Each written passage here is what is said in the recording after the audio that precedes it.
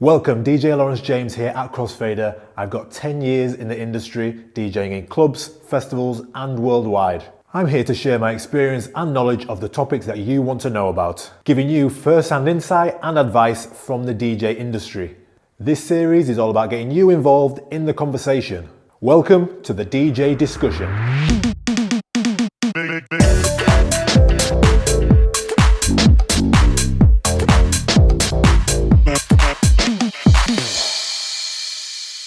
So I first started DJing around 10, 11 years ago. My friend at the time had a free pair of belt drive turntables that he wasn't using, said that I could have them for free, and my hobby grew from there. I used to go to vinyl shops wherever I could find them and pick out vinyl. I would basically spend my weekly wage for my normal day-to-day job, come home, set the turntables up, and away I went. And my hobby grew into what's turned out to be a long, successful DJ career. And because it was a hobby at the time, I had no pressure on making money from it. So that passion just grew and grew. Eventually, I would go out to nightclubs and I would speak to DJs that I was envious of, or DJs that I respected, and just DJs that basically give me a good impression of themselves. And I would ask for mentorship, I would swap vinyls, and just all around immerse myself in kind of the DJ culture from an early age. So it didn't take me long to get my first ever paid DJ gig. I was doing local friends and family, private parties, small bars, really small clubs. And I remember one night DJing for this club, and the owner of the club just handed me a very small amount of money at the time, and I couldn't believe it. My hobby suddenly had just changed into somebody paying me for what I love to do.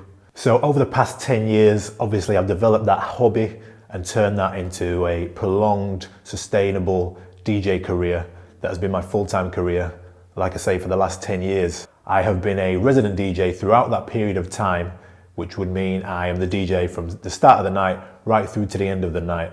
Initially, I started out playing R&B and hip hop, but my passion and love for music is all music, all kind of genres of music.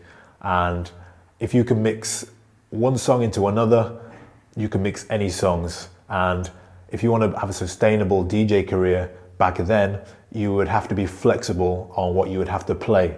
And having that open mindset early on in loving all types of music, eventually later in my career, would benefit me greatly in terms of experience, how to read a crowd, what songs to play when, what songs to play at different venues, different locations, different countries even. That mix and blend of all genres of music really does help in the creative process in putting together a DJ set. I would definitely say a turning point in my career was when I was able to get on a microphone and talk to a crowd. It gave me so much confidence. It gave the whole experience of DJing a different outlook. It gave the crowd a different energy. And since the first day I picked up a microphone, I still continue to use a microphone to this day. So let's talk about DJing in this present day. Over the last 10 years, it's completely changed.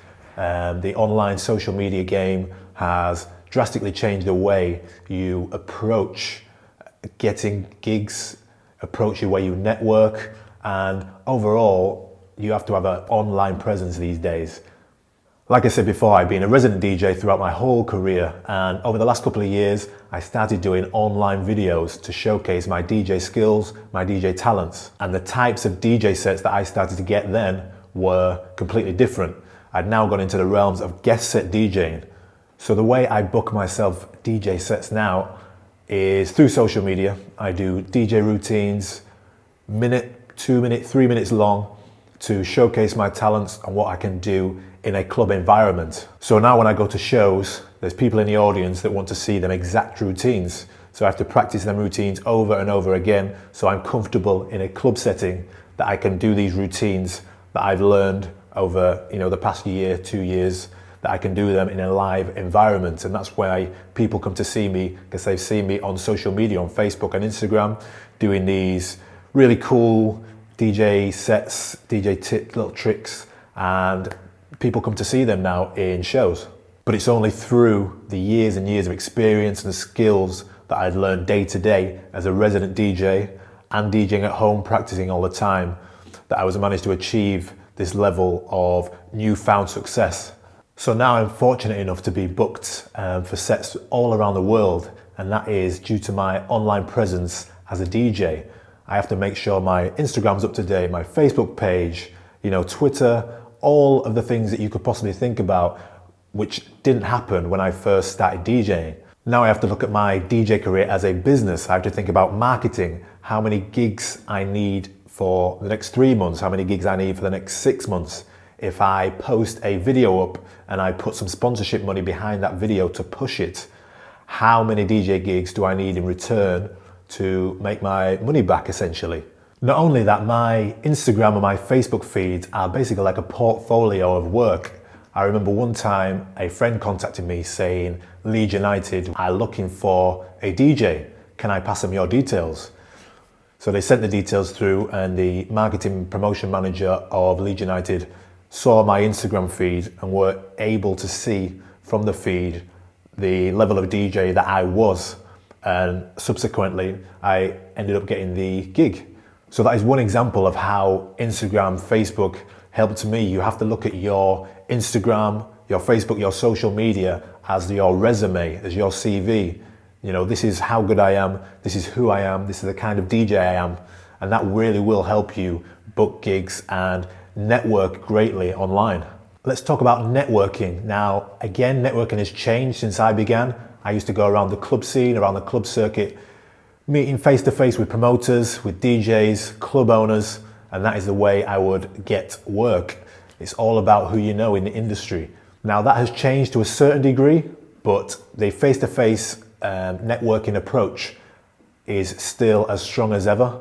It is all about who you know, but today's world is all online, all on social media, and you can network just as strongly through social media as well. A great tip for experience and learning to DJ is listen to other DJs, other great DJs that you admire, that you aspire to be like, whether it be in a club, whether it be at a gig, a festival. You can watch DJ sets online now. So let's talk about how you can start your DJ career. As I said, I started 10 years ago, and the skills over the 10-year period are invaluable to me to be able to be where I'm at now, booking DJ sets all over the world. If you're just starting out as a DJ, then Crossfader right here is a perfect place for you to begin your DJ career, your life as a DJ, by just getting the skills, the basic skills to set you on your path to a long, successful DJ career. If you want your question answered, then use the hashtag AskLJ with your question below. I'll try answer as many as I can in the comments or in future videos, so subscribe and stay tuned. Thanks for watching, we'll see you soon.